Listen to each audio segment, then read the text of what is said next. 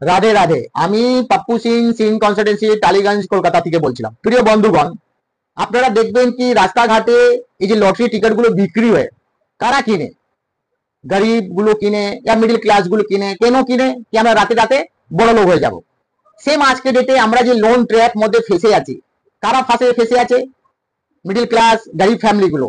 কেন? আমরা, আমাদের কাছে কোনো ক্যালকুলেশন নেই, আমাদের কাছে কোনো প্রেডিকশন নেই, আমাদের কোনো টাকা আমরা ম্যানেজ করতে পারছি না যে আমি কেন লোন দিচ্ছি, আমার রোজগার আছে কিনা।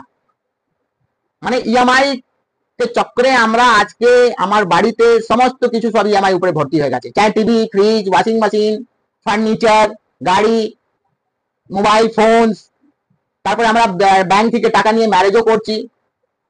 সবকিছু ঠিক আছে, করুন, মগার আপনাকে আমি আজকে জিনিসটা বারবার বলে যাচ্ছি কি আপনার একটা বয়স আছে, বাট এই জিনিসটা একটা টাইম পিরিয়ড আছে।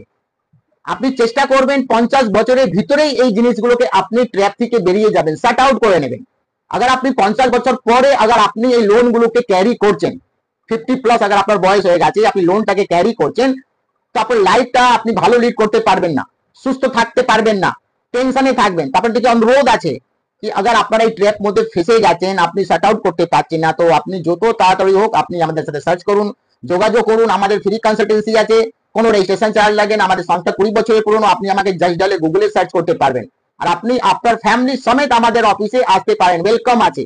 রাধে রাধে।